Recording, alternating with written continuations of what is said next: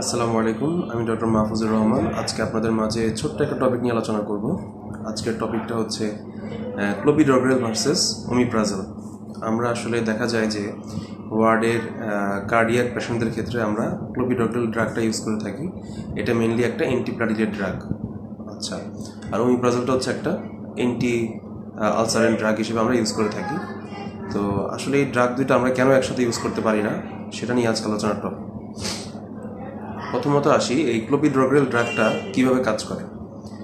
ক্লোপিডগ্রেল হচ্ছে একটা pro drug, অর্থাৎ যেসব ড্রাগ মানে অ্যাক্টিভ থাকে না, ইনঅ্যাক্টিভেট থাকে, তো এদেরকে অ্যাক্টিভ হইতে গেলে কিছু এনজাইম দরকার হয়। যেমন এই ক্লোপিডগ্রেল ড্রাগটাকে অ্যাক্টিভ হইতে গেলে সাইটোক্রোম P450 এনজাইমের দরকার হয়, আর একটা হচ্ছে সাইটোক্রোম P2C19 একটা এনজাইমের দরকার হয়।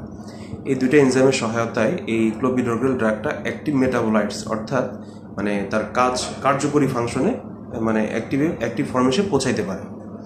এখন ঘটনা হচ্ছে যে তো অ্যাক্টিভ ফর্মে যখন পৌঁছাবে তখনই সে প্লাটিলেটগুলোর গায়ে যেয়ে বসবে এবং প্লাটিলেটগুলোকে একসাথে জড়ো হইতে দিবে না।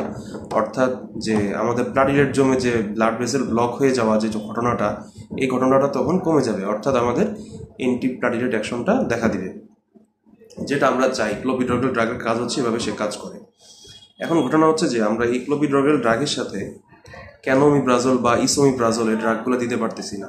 এখন ঘটনাটা হচ্ছে যে ওমিপ্রাজল বা ইসোমিপ্রাজল ড্রাগগুলো দিলে এগুলো কি করে, আমাদের যে সাইটোক্রোম P2C19 যে এনজাইমটা আছে, সাইটোক্রোম P2C19 যে এনজাইমটা আছে, এটাকে ইনঅ্যাক্টিভেট করে দেয় বা ইনহিবিশন করে দেয়।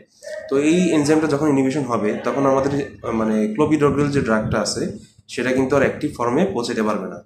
তো দেখা গেছে আমাদের অ্যান্টি প্লাটিলেট ইফেক্ট বা আমাদের যে মানে প্লাটিলেটগুলো জমাটবদ্ধ হয়ে যাওয়ার ইফেক্টটা মানে যেটা কমায় দেওয়ার কথা ছিল সেটা কিন্তু এখন হচ্ছে না, অর্থাৎ এখন দেখা যাবে প্লাটিলেটগুলো আবার জমে যাচ্ছে।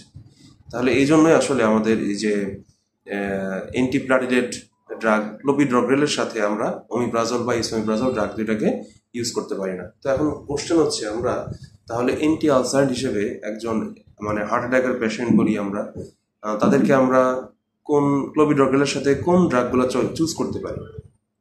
কিছু ড্রাগ এখানে বলা হয়েছে চুজ করা যায়। একটা হচ্ছে খুব সেফ, যে আমরা ক্লোপিডগ্রেলের সাথে চাইলে প্যান্টোপ্রাজল ইউজ করতে পারি, রেবিপ্রাজল ইউজ করতে পারি।